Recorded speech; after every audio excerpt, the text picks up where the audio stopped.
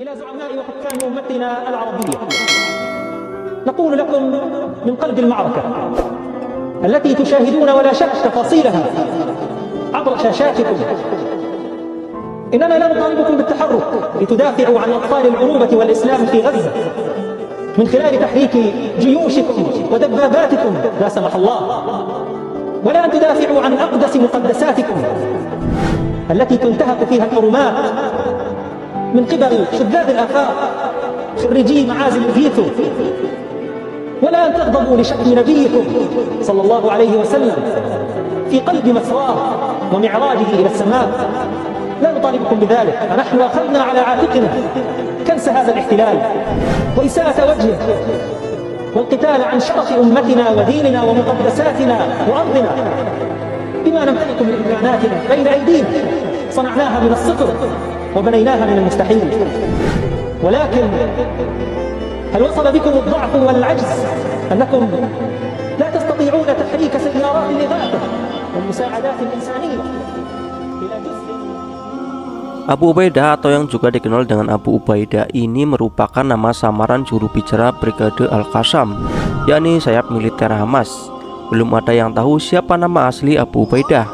Begitu juga dengan detail informasi pribadinya. Bahkan wajah Abu Ubaidah tak pernah diketahui karena ia selalu mengenakan kefiyah atau penutup kepala setiap kali muncul ia di hadapan publik. Pada tahun 2014, media Israel pernah merilis foto yang diduga Abu Ubaidah dan nama aslinya yaitu Huzaifa Samir Abdullah Al-Galhot. Akan tetapi caption foto itu serta nama tersebut langsung dibantah oleh Brigade Al-Qassam. Sejak kembali meletusnya perang antara Israel dan Gaza pada 7 Oktober lalu, Abu Ubaidah kembali muncul ke layar kaca. Usai Muhammad Al-Daif selaku komandan Al-Qassam memproklamirkan operasi Banjir Al-Aqsa dimulai. Abu Ubaidah pertama kali dikenal tahun 2022 sebagai bagian dari pejabat lapangan Al-Qassam. Ia berbicara pada banyak media melalui konferensi pers, namun tidak pernah sekalipun menampakkan wajahnya. Menurut laporan media Israel, Abu Ubaidah berasal dari kota Nailia, Gaza, yakni kota yang diduduki Israel pada tahun 1948 dan sampai saat ini. Ia dikabarkan tinggal di Jabalia, sisi timur Laut Gaza. Rumahnya beberapa kali dibom pada tahun 2008, 2012, dan 2014 dan sampai saat ini.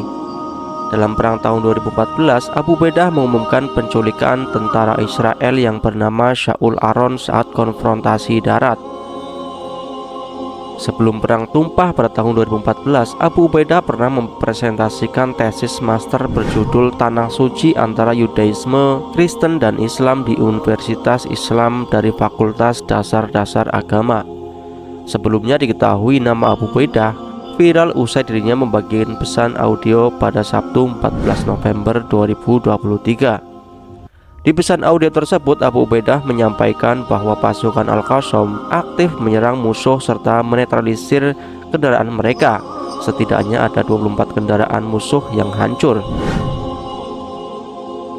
Sahabat pintu cerita yang semoga dirahmati oleh Allah, Abu Ubaidah yang kini viral di media sosial ternyata muncul pertama kali pada tahun 2006. Kala itu Abu Ubaidah mengumumkan penangkapan tentara Israel, yaitu Gilad Shalit, oleh Al-Qassam Brigades.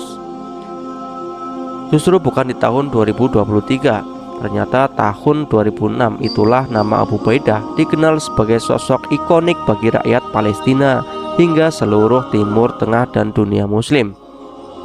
Meski dikenal seantero dunia muslim, Abu Ubaidah sebagai juru bicara hanya muncul dengan tampilan menutupi wajahnya dengan kain khas Palestina. Suara Abu Ubaidah begitu fasih, tegas dan emosional, sering menyampaikan pesan-pesan perlawanan, solidaritas dan optimisme kepada rakyat Palestina yang teguh, bangsa Arab dan Muslim dan orang-orang bebas di dunia. Tak hanya lantang menyuarakan Muslim, Abu Ubaidah juga dikenal sebagai juru bicara yang jarang berbohong atau menyesatkan. Juru bicara militer itu selalu mengikuti perkembangan situasi di lapangan dan memberikan informasi yang akurat dan relevan. Abu Ubaidah bahkan tidak segan mengkritik atau menantang musuh-musuh Palestina, terutama Israel, Amerika Serikat, dan negara-negara Arab yang bersekutu dengan mereka. Abu Ubaidah bukan nama asli dari sosok juru bicara Brigade Al-Qassam, melainkan nama samaran yang diambil dari salah satu sahabat Nabi Muhammad SAW, yaitu Abu Ubaidah bin Jarrah.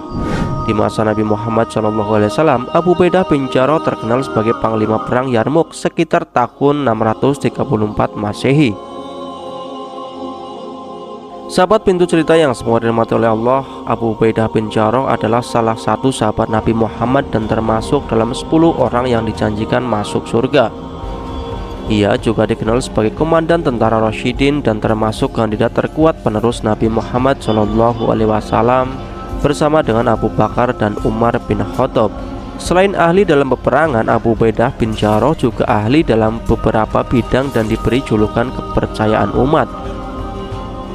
Abu Ubaidah bin Jarrah adalah keturunan kaum Quraisy dari Bani Al-Haris bin Fir yang lahir pada tahun 583 Masehi. Sebelum masuk Islam, ia dikenal sebagai salah satu bangsawan Quraisy yang rendah hati dan pemberani. Pada 611 Masehi, Nabi Muhammad datang untuk berdakwah Islam kepada orang-orang di Mekah. Abu Ubaidah pun menjadi salah satu orang pertama yang memeluk Islam saat berusia 28 tahun, menjadi bagian golongan umat muslim pertama di Mekah. Ia pun menanggung hinaan dan penindasan yang dilakukan oleh kafir Quraisy, seperti halnya Nabi Muhammad. Setelah itu pada tahun 623 Masehi, Abu Ubaidah mengikuti Nabi Muhammad berhijrah dari Mekah ke Madinah. Abu Ubaidah berpartisipasi dalam perang Badar atau pertempuran besar pertama antara umat muslim dan Quraisy di Mekah. Dalam pertempuran ini ia melawan dan membunuh ayahnya sendiri yang berperang di kubu kaum kafir Quraisy.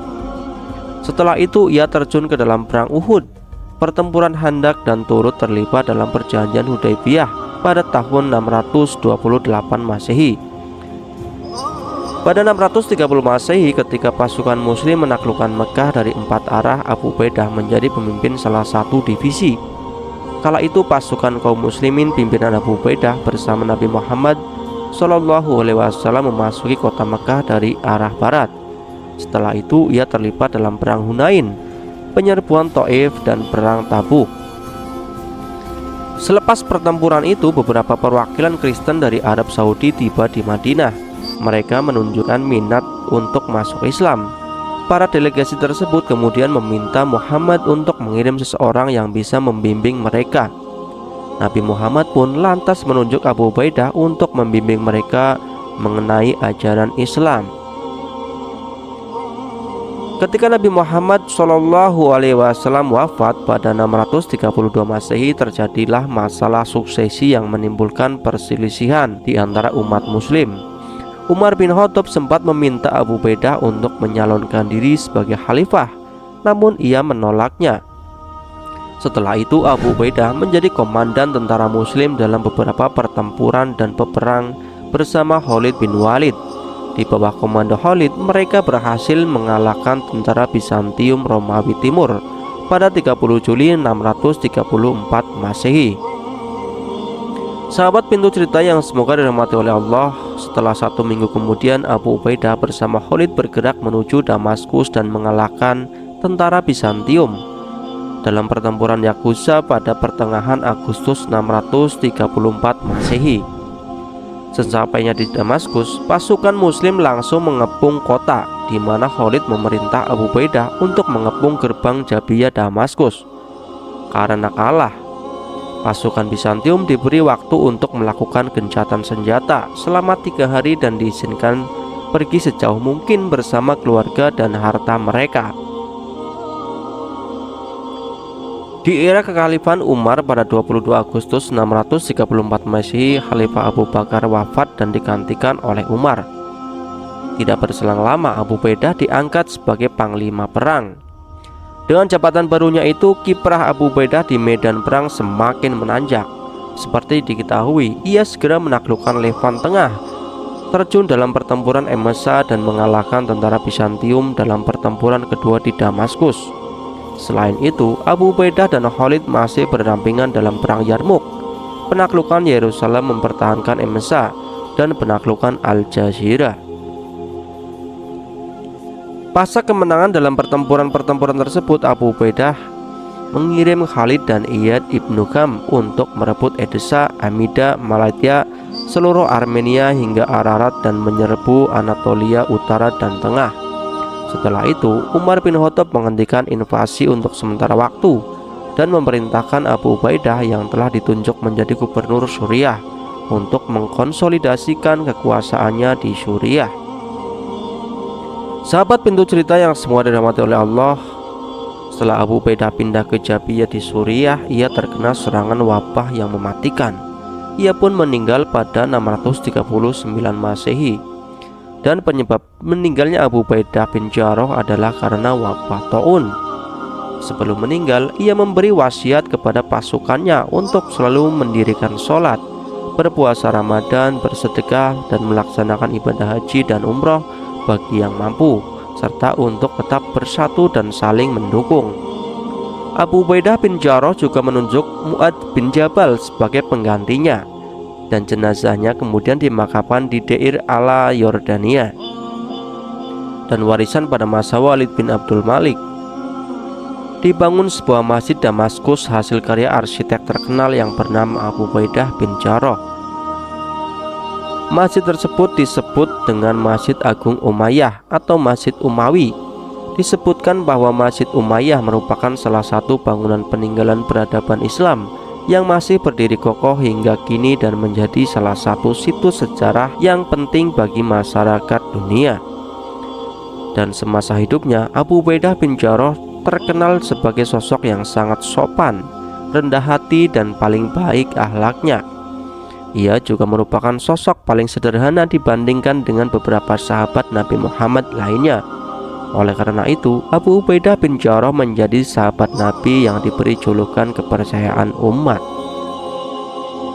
Sahabat pintu cerita yang semoga dirahmati Allah, meskipun zaman dan wajah perjuangan berbeda, keduanya mewarisi semangat keteguhan, keberanian, dan cinta pada tanah air. Namun perlu diingat bahwa perbedaan konteks dan peristiwa mewarnai kisah keduanya yang sama. Di tengah konflik Palestina modern, Abu Ubaidah yang saat ini menjadi nama samaran meneruskan perjuangan, membuktikan bahwa semangat untuk melawan ketidakadilan dan menegakkan hak tetap menyala, bahkan dalam perbedaan sejarah dan waktunya. Dengan memahami kedua sisi ini, kita dapat melihat bagaimana semangat perubahan dan keadilan masih tetap hidup dan relevan dalam dinamika dunia ini. Terima kasih sudah menonton video ini. Jangan lupa bantu subscribe channel ini agar kita dapat belajar serta menyebarkan kebaikan. Wassalamualaikum warahmatullahi wabarakatuh.